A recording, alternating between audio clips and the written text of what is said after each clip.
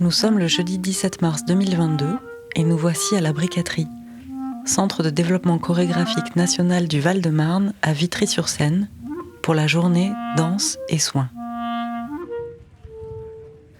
Soignantes, soignants, soignés, artistes et institutions sont invités toute la journée à partager leurs expériences et à explorer ce qu'il se passe lorsque les pratiques de la danse et du soin se rencontrent.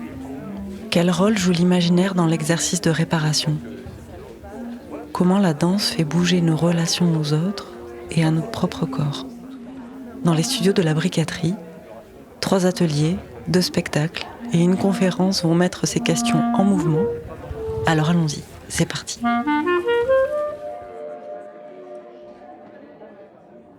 C'est le matin, les portes de la Briqueterie viennent d'ouvrir et les participants commencent à arriver pour le café d'accueil. Dans le hall, je croise Mehdi Idir. Alors, je m'appelle Mehdi Idir et je suis conseiller Action culturelle et territoriale à la DRAC Île-de-France en charge de culture et santé. Voilà, et donc dans ce cadre, nous avons un fidèle et long partenariat avec la Briqueterie, puisque c'est la 3e journée qui s'organise dans ce centre de développement chorégraphique autour des liens entre la danse, le corps et la question du soin. Peut-être que la particularité de la journée d'aujourd'hui, c'est qu'elle explore plusieurs entrées vers ces questions, à la fois à travers la pensée. On ouvre par une philosophe, spécialiste du care et du soin, qui viendra aider à redéfinir les choses. Il y a aussi un accès à des projets qui se déroulent en ce moment sur les territoires d'Île-de-France, qui convoquent des chorégraphes, des soignants, des personnes pour les partager, et qui vont tous témoigner d'une façon un peu particulière, puisqu'ils vont à la fois présenter le projet, mais aussi mettre en pratique et en mouvement les personnes qui assistent à ces ateliers. Et puis le 3e accès, très très important, c'est l'idée de donner à voir aussi des écritures scéniques, chorégraphiques, qui investissent ces questions sur un plateau. Donc ce sera le cas de la proposition d'Anne Juren et sa leçon d'anatomie en début d'après-midi, ou en soirée, la proposition de Marcella Santander. On entre dans le studio scène et Sandra Neveu, directrice de la Briqueterie, nous accueille et introduit le premier rendez-vous partagé. Alors c'est vrai que cette journée, nous l'avons pensée pour questionner le rôle que joue l'imaginaire de la danse dans l'exercice de réparation, de réinvention de soi et de la relation à l'autre. Et je crois que nous mesurons pleinement, après les années de pandémie qui viennent de s'écouler, comme avec la terrible actualité ukrainienne qui nous percute, nous mesurons pleinement combien il est précieux de nous retrouver ici pour vivre ensemble ces moments d'expérience autour de la danse et du soin. Nous avons souhaité vous proposer une conférence philosophique introductive et pour ce faire, j'ai le plaisir de passer la parole à Barbara Formis, maîtresse de conférences en esthétique et philosophie de l'art à l'Université Paris 1 Panthéon-Sorbonne, membre de l'Institut ACT, co-directrice du laboratoire du geste. Merci beaucoup. Effectivement, d'un point de vue philosophique, la question du soin et la question de la danse ne sont pas forcément, on va dire, au centre des intérêts philosophiques. Et c'est un problème. C'est un problème et j'essaye peut-être de voir avec vous pourquoi. Et je pense que ça a à voir avec un certain imaginaire collectif dans lequel nous sommes malgré tout encore pris. L'imaginaire. Cela fait plusieurs fois que le mot est employé alors que la journée commence. Comme l'intuition que lorsque soin et danse entrent en contact, nos imaginaires sont bousculés, agrandis, élargis. C'est un endroit qui va être au travail aujourd'hui, Dans les paroles de Barbara Formis, d'autres mots résonnent à ses côtés. J'aimerais commencer par une citation de Paul Valéry dans un petit texte qui s'appelle « Politique organo-psychique ». Je cite Paul Valéry, 1957. « Donner des soins, c'est aussi une politique. Cela peut être fait avec une rigueur dont la douceur est l'enveloppe essentielle. Une attention exquise à la vie que l'on veille et surveille. Une précision constante.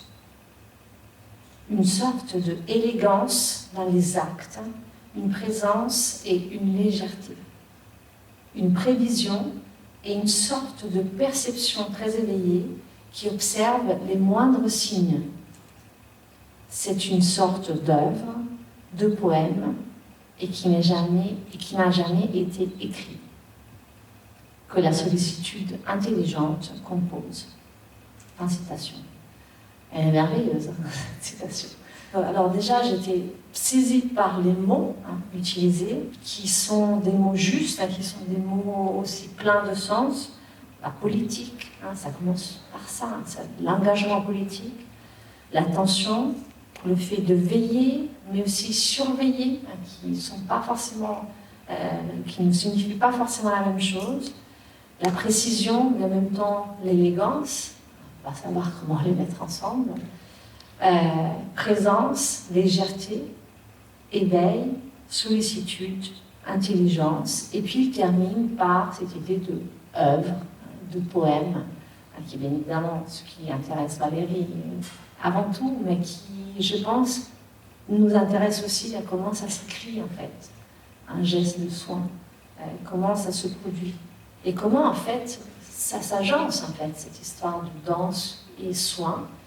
Lorsqu'on rapproche la danse et le soin, en fait on fait quelque chose de politiquement très très fort et très dérangeant.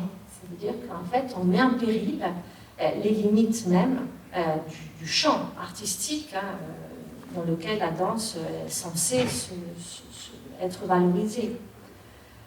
Et donc, en fait, le rapprochement entre danse et soin est un rapprochement qui nous amène à décloisonner les catégories imposées et surtout à abandonner les mythologies des corps dansants héroïques. C'est-à-dire qui sont encore des figures auxquelles on associe la danse.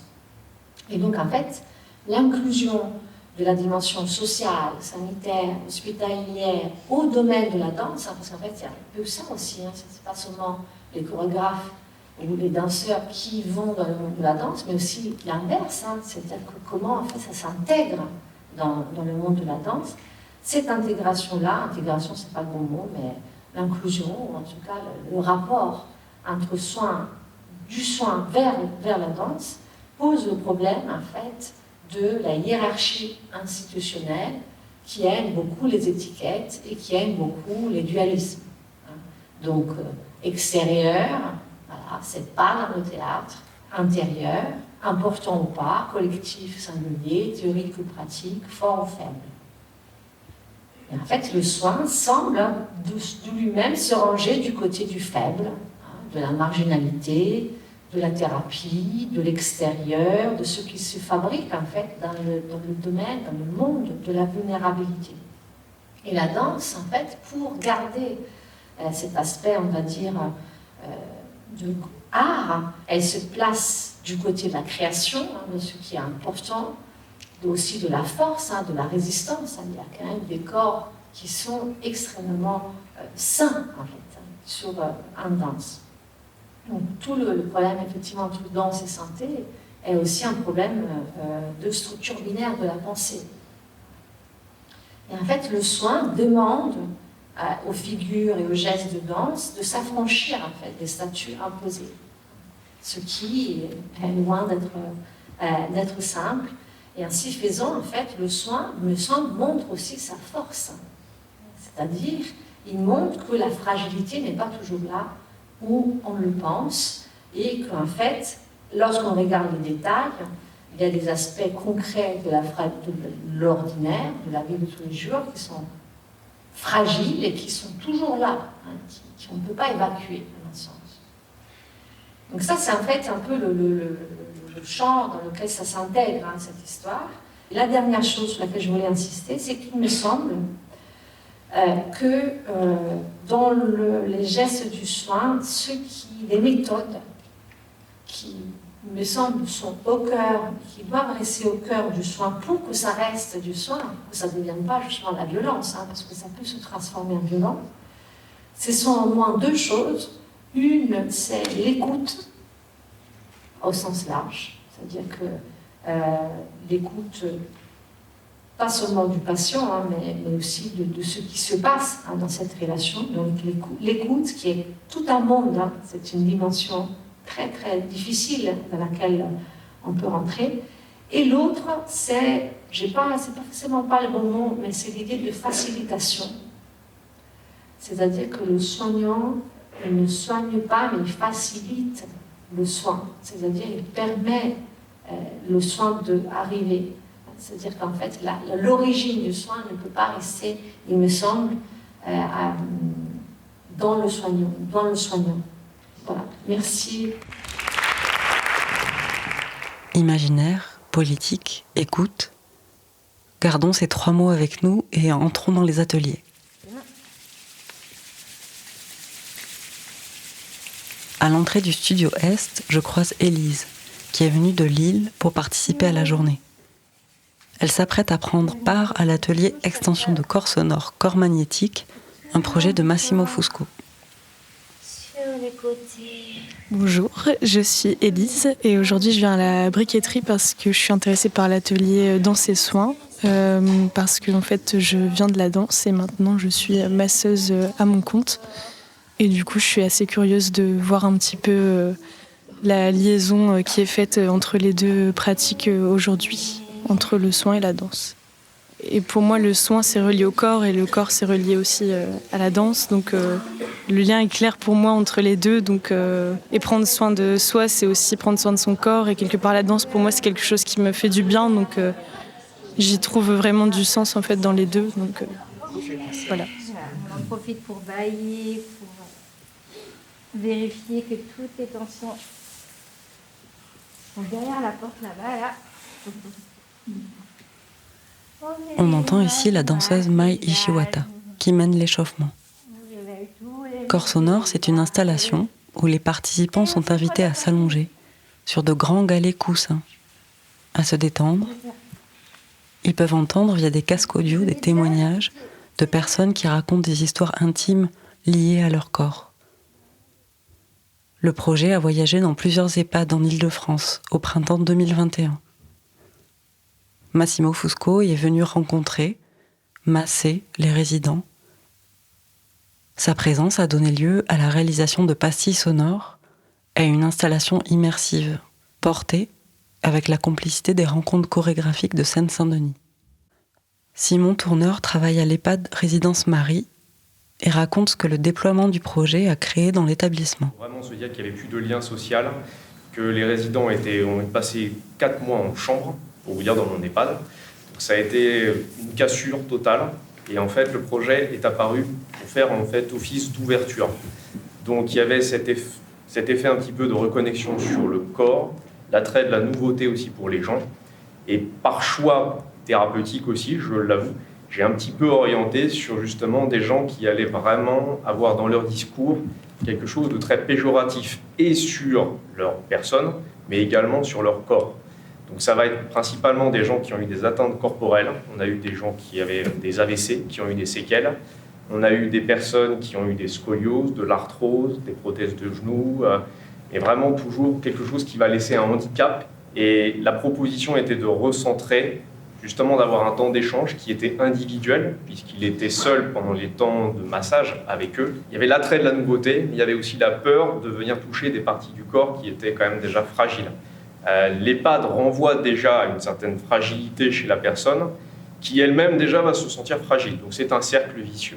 Et en fait, les propositions, souvent avec les chorégraphes préalables, les autres aussi avant, mais celle-là, ce qui était intéressant, c'était justement d'avoir un petit peu ce pas de côté où à la fois il va y avoir On va venir faire du massage sur le corps, on va venir recentrer, et petit à petit, par un lâcher-prise, en fait, qui doit être amené par la médiation, ouvrir sur une ouverture de parole où la personne est libre de parler d'elle-même comme elle l'entend et comme elle le veut.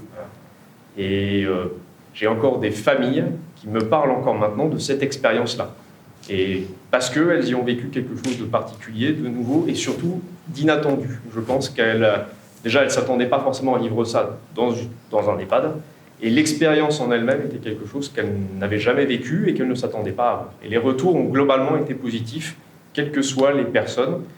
Je ne dirais pas que tout a été forcément vécu de façon toujours très agréable. Des fois, ça a été étrange, des fois, ça a été nouveau. Certains y sont retournés, ont adopté, ont apprivoisé la chose. Mais globalement, ça a fait parler et c'est ça qui était intéressant dans un lieu où finalement la parole s'était quand même coupée, on va dire quasiment jusqu'à février, mars 2021.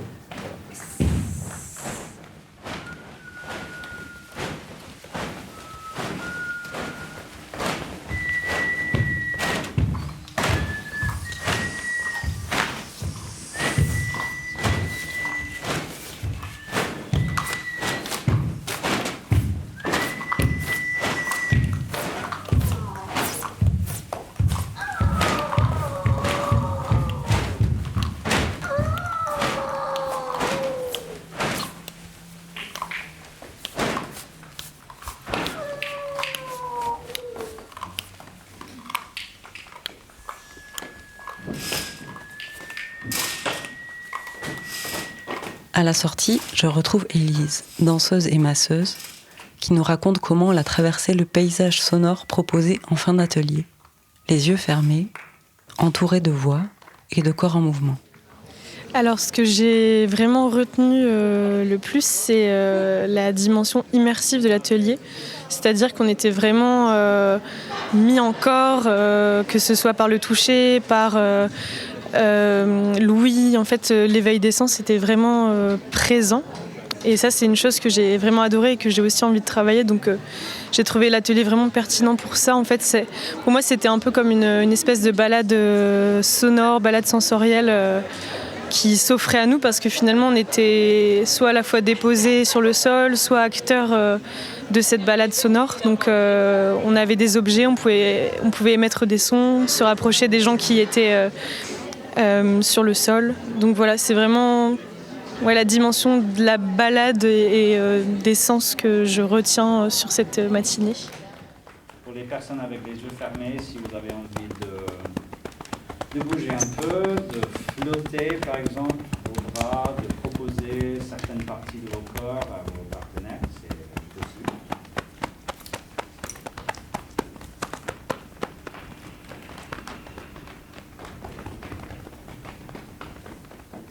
Je me faufile dans le studio Nord, où se déroule un atelier danse et Parkinson, proposé par le chorégraphe Clint Lutes et le docteur Cécile Rativé-Montoya, qui collaborent pour animer ces ateliers. Qu'est-ce que la danse propose à des corps atteints par la maladie ? Quelle mise en mouvement ? Quel jeu ? Quel chemin physique se crée au contact de la danse ? Écrire sa signature dans l'espace, en grand, d'une main puis de l'autre, comme une façon de retrouver une part de son identité, jouer à l'aide de consignes et de partitions. Ici, les participants traversent des exemples de mise en mouvement. Souvent, les personnes atteintes de Parkinson, ils ont du mal à ajouter, à faire des couches sur des improvisations, tout ça. Donc, avec l'idée de multitasking, ça devient compliqué. On va travailler avec cette idée de partition qui est délivrée en temps réel. Et que dès qu'on reçoit les consignes, on les met en place, on les met en corps directement. Chacune dans sa façon de comprendre les tâches. Donc là, on va se séparer en 3 groupes. Il y a une partition différente pour chaque groupe. Commencez là où vous vous sentez bien, debout, par terre, dans n'importe quelle position. To start wherever you feel comfortable to begin. Laissez vos corps bailler. Allow your bodies to yawn.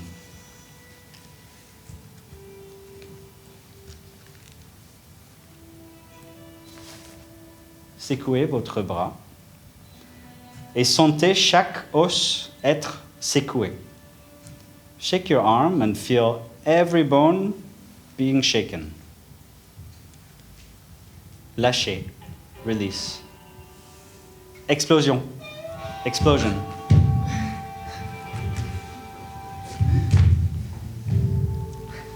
Opposé d'une explosion, the opposite of an explosion.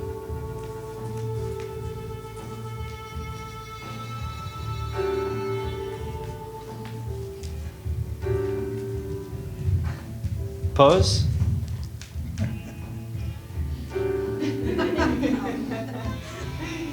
Fin.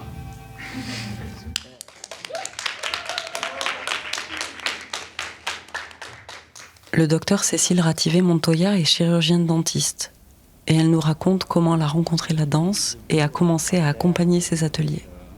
Je suis là pour, on va dire, pour accompagner Clint parce que je suis profondément convaincue du bénéfice des ateliers qu'il propose et de la façon dont il aborde la danse pour les malades. Voilà. Parce qu'au départ, c'était très difficile pour moi de cette démarche-là. Je n'avais jamais fait de danse et c'était compliqué comme démarche. C'était pas du tout facile le corps dans la danse, il devient narrateur. Et malheureusement, moi, le corps, j'avais plus confiance en lui, mon corps. Je perdais le contrôle et c'était vraiment un effort. Et heureusement que j'ai persisté parce que ça a bien évolué. Enfin, j'ai changé beaucoup de choses, en fait, même dans ma façon de penser. Et c'est pour ça que je dis que c'est thérapeutique. Ben, c'est important d'essayer d'expliquer ce que c'est que la maladie. Parce que c'est pas très... Enfin, on sait que les gens tremblent et sont vieux. Voilà ce qu'on sait sur la Parkinson. Et c'est pas toujours ça. Vraiment, même... Plein de fois, c'est pas ça. On peut être jeune, on peut avoir 40 ans et ne pas trembler et avoir la maladie de Parkinson, mais avoir d'autres difficultés. Et c'est pour ça qu'il faut en parler pour que les malades en fait n'aient plus honte finalement et puis puissent sortir de chez eux et puis puissent participer à des événements et à des ateliers de danse et voilà, ne craignent pas le jugement et ce que pensent les autres. Voilà.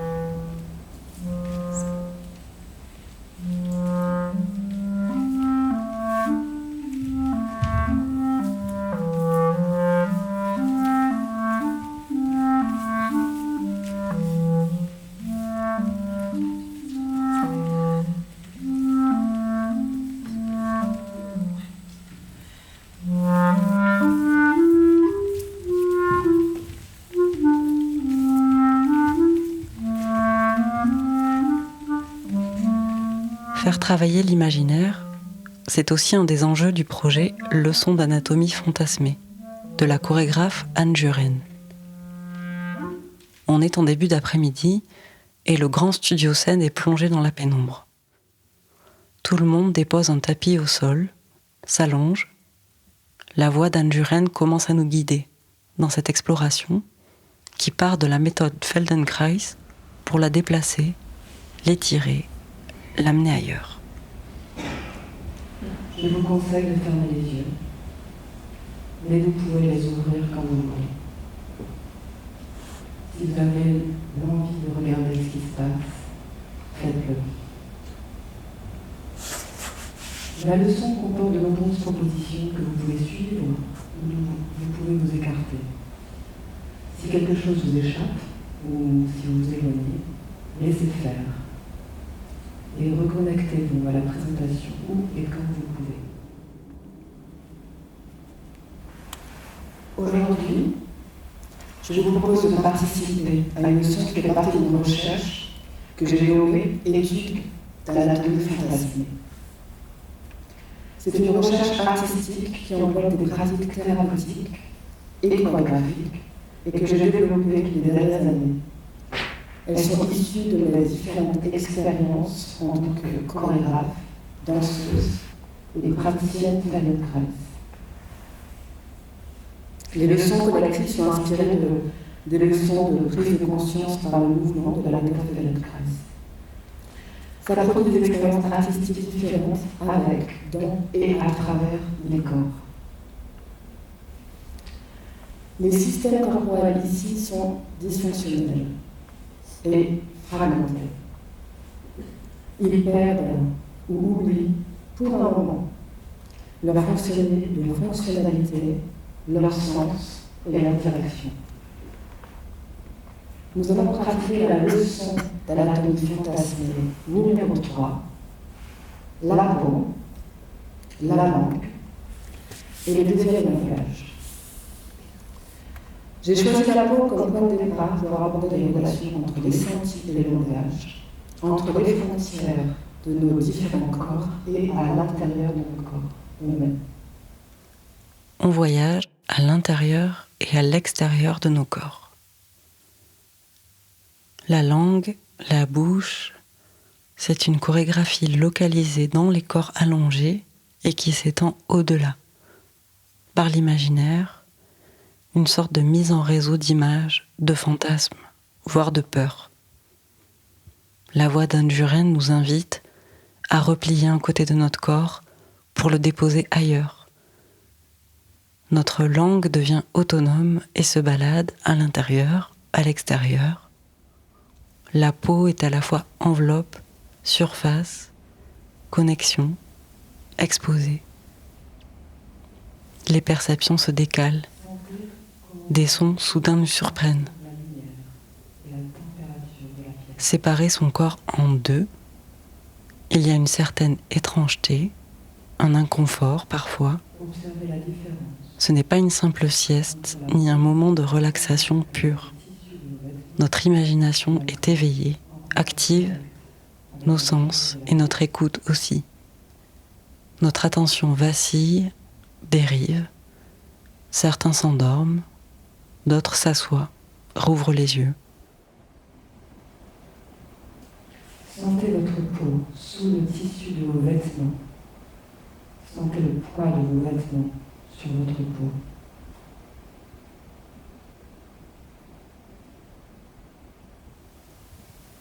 Une fois que tout le monde a pris le temps de revenir à soi, de rouvrir les yeux, on échange. Parce que cette leçon, elle englobe le théâtre beaucoup. C'est beaucoup sur les surfaces du théâtre. Et comme je voulais présenter un objet artistique, ça me semblait juste de le présenter ici, pour montrer comment on peut partir de méthodes thérapeutiques sur quelque chose de complètement artistique, au fait. Donc la peau sur les surfaces, les frictions, et aussi comment on dialogue. C'est quoi nos dialogues, ce côté individuel. Peut-être aussi poser cette question du soin. Quand on est dans le soin, est-ce qu'on pense à un corps fermé, un corps individuel, ou tout d'un coup on peut proposer des soins en pensant à une multiplicité de corps, un corps collectif, intégré. Ça c'est beau, c'est un beau travail quand on travaille avec les enfants. T'intègres la famille, les docteurs de famille, l'historique, ça c'est plein de corps en fait. C'est jamais toi et l'enfant, c'est tout un ensemble, c'est un environnement toujours. Et avec un corps plus adulte, tout d'un coup, l'environnement, parfois, c'est pas qu'il n'est pas là, mais parfois il est loin. Donc aussi penser à toutes ces manières d'être soi avec tout le monde. Donc ce que je dis, le pot qui expose son corps à d'autres corps. C'était ça, au fait, qui me semblait intéressant pour cette journée-là, en fait.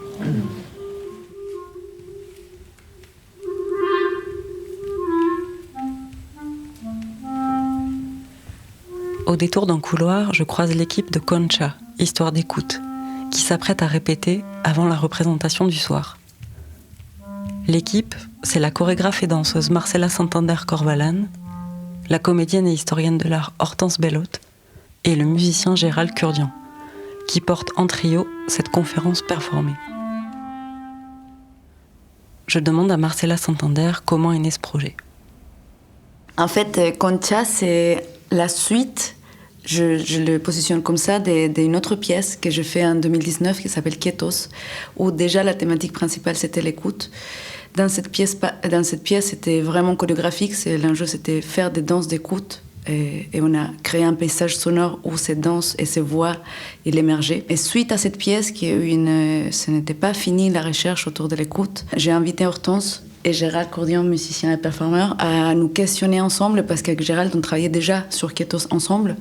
Et du coup, continuer la réflexion autour de comment se vit l'écoute, comment on peut parler de l'écoute, comment on peut voir l'écoute, et à travers plusieurs prismes. Et donc, dans la conférence, il y a un objet qui est devenu l'objet un peu magique, totem de toutes ces fils conducteurs, que c'est la conque, la concha, et qui est à la fois la conque qu'on a dans l'oreille, mais aussi, en Amérique latine, c'est un mot d'argot qui désigne les vagins. Donc cette conférence, elle est née comme une suite de réflexions autour de l'écoute. Je suis curieuse de savoir comment cette histoire du soin, la Contraire, depuis ce matin, ça intervient. En fait, ce matin, quand on écoutait Barbara, au début de la journée, j'avais la sensation par des moments qu'elle parlait de comment nous, on a réfléchi autour de cette conférence.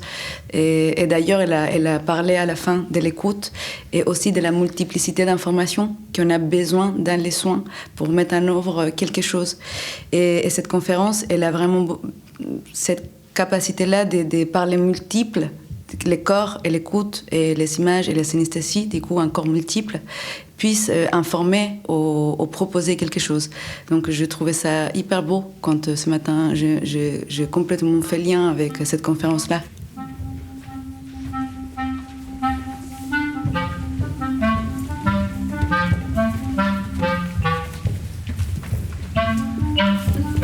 Laissez pas manger par la musique. Allez, toute seule en magasin, t'es Nous voici à présent dans le Studio Ouest pour le dernier atelier proposé par la chorégraphe Agathe Fauvadel. On y croise Mohamed, Elisabeth, Absamad et Myriam qui viennent de l'IME ITAR au Blanc-Ménil et de l'EPMSD Les Moulins-Gémeaux à Saint-Denis. Chacun et chacune ont participé au groupe danse avec la chorégraphe. Il y a aussi Oran Pellon qui accompagne à la clarinette. Du coup, cette aventure, elle est assez rayonnante. Et en fait, il y a plusieurs établissements sanitaires et médico-sociaux sur le territoire de la Seine-Saint-Denis, donc du coup qui font partie du projet. Et l'enjeu de la démarche, c'est d'essayer aussi de se mettre tous en interaction, c'est-à-dire en même temps avoir une pratique artistique, en même temps avoir un groupe de réflexion de pratique, et en même temps tisser des liens de partenariat, de connaissances aussi, simplement savoir qu'on connaît, qu'on est dans un territoire qui est pas loin et qu'on peut avoir les uns vis-à-vis des autres des possibilités de rencontres, de créer des choses ensemble. Et que ce partage-là, il façonne aussi des citoyens artistes. Ouais. Et qu'après, il y a aussi cette possibilité d'émancipation et de prendre pour eux ce qu'ils souhaitent. Et que l'aventure, elle se colore de rencontres d'univers artistiques, elle se colore de rencontres de lieux, des personnes qui habitent ces lieux. Et c'est dans toutes ces interactions-là qu'une singularité artistique peut naître, quoi. Ensemble, ils ont réalisé une création qui s'appelle Saisir au passage, pour laquelle le groupe a été accueilli en résidence et a joué dans plusieurs centres chorégraphiques en France. C'est une aventure collective dont ils viennent partager des matériaux avec nous. Non, est-ce que... Je veux bien que tu expliques les yeux dans les yeux, on va rigoler. C'est quoi? Qu'est-ce qu'il faut faire? Dans des contacts.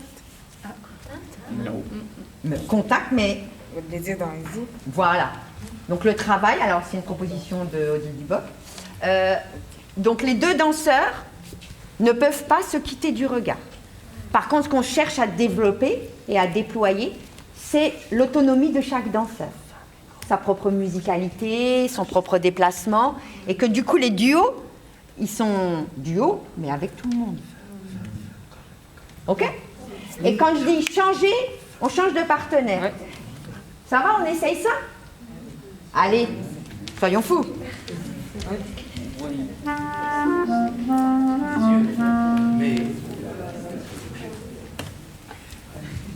Allez, on voyage, on explore, chacun sa danse.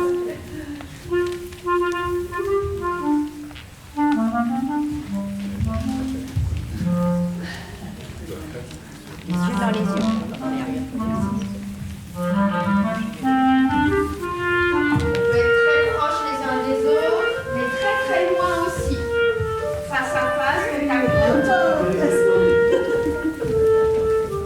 Mohamed, oui. Quand je suis arrivée, tu disais, c'était hyper beau ce que tu disais sur ce que ça t'avait fait de participer à ce projet, à cet atelier danse. Est-ce que tu voudrais bien le redire au micro?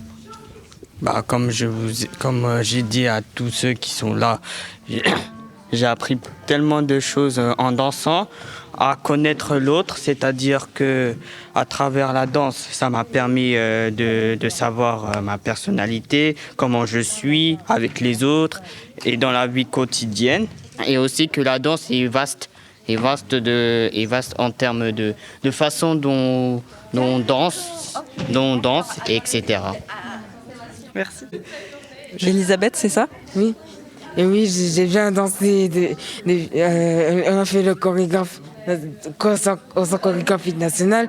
Et après, on a trouvé des sensations. Et après, on a fait la danse des appuis. Après on danse. Et après, on a fait le stop et go. Et après on a choisi les tirages au sort. Et après, on avait juste dansé pour tout le monde. Et après c'est tout. Et est-ce que tu as passé une bonne journée? C'était comment pour toi aujourd'hui? Oui, c'était bien. Et je trouve ça chouette. Et après, je suis contente de venir ici avec Catherine, avec Thierry sur scène. Et après, c'est tout. Merci. Merci.